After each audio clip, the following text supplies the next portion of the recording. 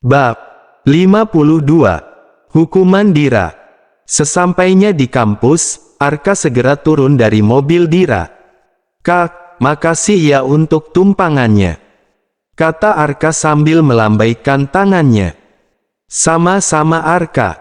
Aku pergi dulu ya," pamit Dira membalas lambaian tangan Arka. "Hati-hati Kak," sahut Arka. Arka menatap kepergian Dira yang berlalu dengan mobilnya. Apa Kak Dira bahagia? Sepertinya tadi wajah Kak Dira seperti orang tertekan. Gumam Arka pada dirinya sendiri. Sesampainya di kafe, Dira menyapa semua para pegawainya dengan ramah. "Pagi, semua." "Pagi Bu Dira," jawab mereka semua dengan kompak. Pak Roni mengekor Dira menuju ruangannya. Dira segera duduk dan mengecek semua laporan penjualan yang ada di mejanya, tak lupa box komen guys yang sudah siap di hadapan Dira. "Gimana Pak Roni?" tanya Dira sembari membuka laporan penjualan. "Kafe pengunjungnya akhir-akhir ini menurun Bu Dira, belum ada peningkatan yang signifikan. Dan dari komen guys yang sudah saya baca sebelumnya, mereka ingin kafe kita menghadirkan live music dari Prince Charming. Bahkan mereka bilang rela pesan banyak makanan untuk menyaksikan Prince Charming. Secara dia sedang digandrungi dan viral," kata Pak Roni. Dira kemudian beralih ke box yang berisi komen guys. Dira membacanya satu persatu. Sesekali Dira tersenyum membaca komen guys para anak muda yang berlebihan untuk memuji Arka. "Nggak masalah, Pak. Besok kan hari Sabtu, undang saja dia. Tapi kami belum punya kontaknya dan sekalipun ada, pasti menunggu giliran Bu.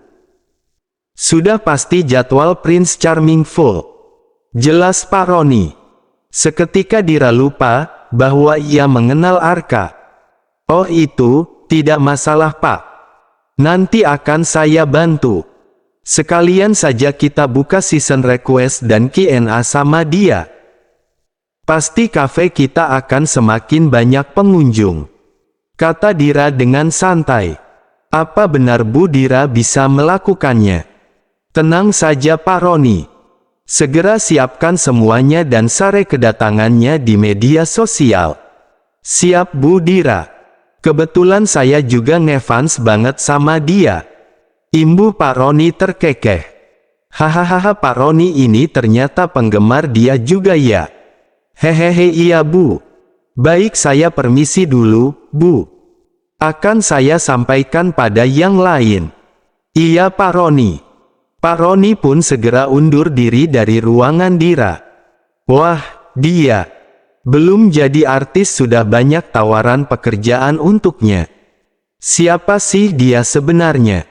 Tapi wajah dan bakatnya tidak diragukan. Gumam Dira dalam hati.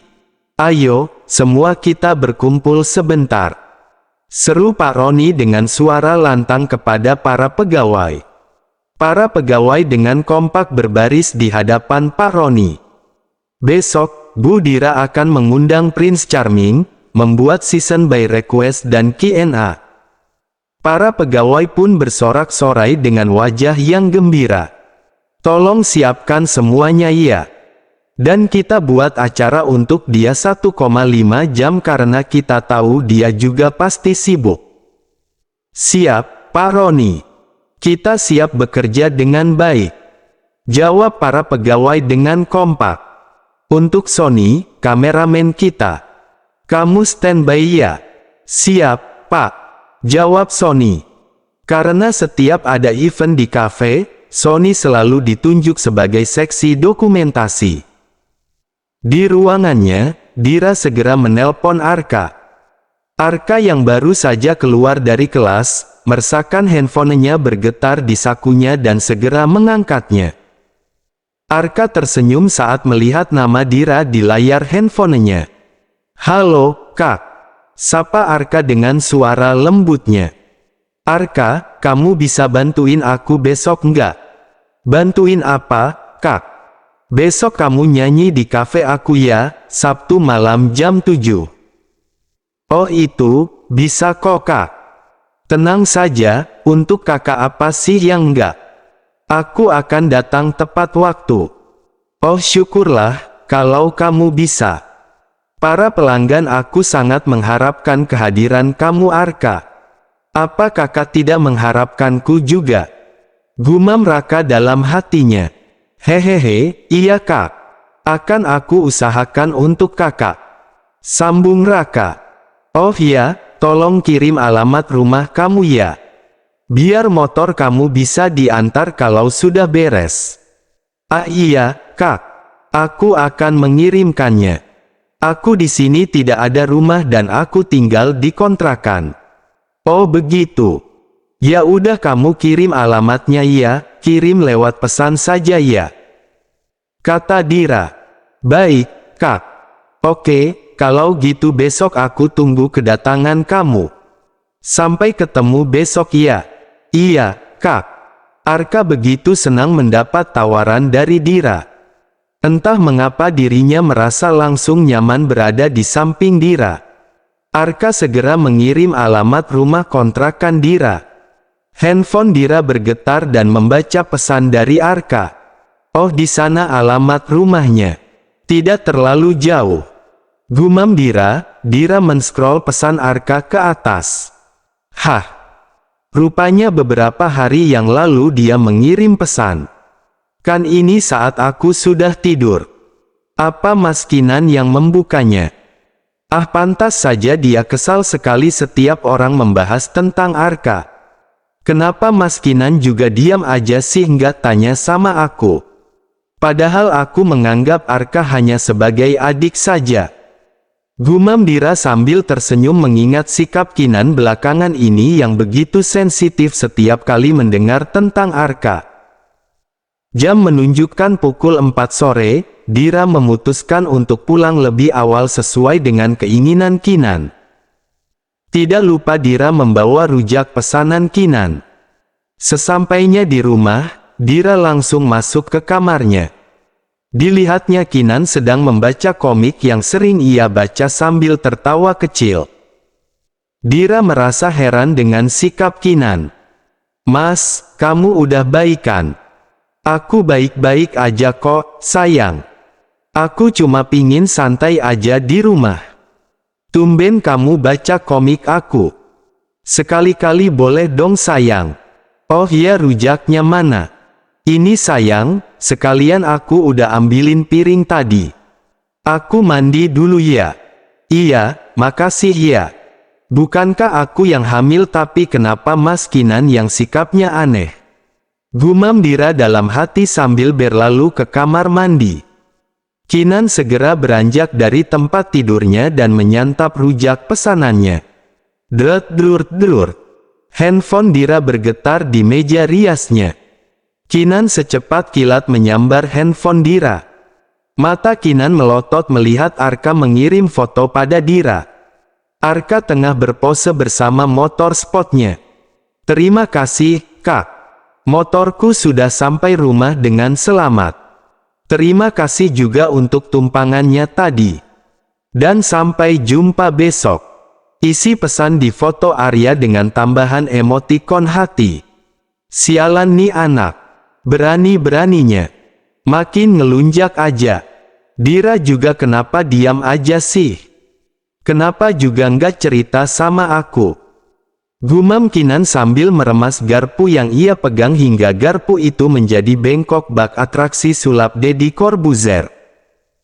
Dira keluar dari kamar mandi dan kaget melihat garpu di tangan Kinan yang bengkok bak atraksi sulap. Kinan masih belum sadar bahwa Dira sudah ada di hadapannya karena ia masih terpaku dengan handphone yang ia pegang. Mas, kamu hebat banget bisa bikin garpu ini bengkok kayak gini. Sepertinya ini bakat terpendam kamu. Kata Dira dengan polosnya sambil meraih garpu yang dipegang Kinan. Mas, kamu lihat apa sih di handphone aku? Apa kamu lagi baca cerita serem atau apa? Ekspresi wajah kamu kok gitu? Ini lebih dari serem dan ini lebih serem daripada genderuwo. Jelas Kinan dengan mengeratkan rahangnya. Sini aku lihat, kata Dira sambil menyambar Hampdone di tangan kiri Kinan. Buahahahahaha. Tawa Dira menggelegar. Kinan pun mendengus kesal dengan sikap Dira. Ya ampun, Mas. Kamu kesel ya sama Arka. Kamu cemburu Mas? Tanya Dira dengan nada meledek. Kinan hanya terdiam sambil melipat tangannya di dadanya. Mas, kamu cemburu sama bocah? Ih aneh deh. Aku tadi ketemu dia di jalan pas lagi mau ke kafe. Motornya mogok terus aku kasih tumpangan dan telepon orang bengkel buat bawa motonya Arka. Aku menganggap dia seperti adik, Mas. Tidak lebih dari itu.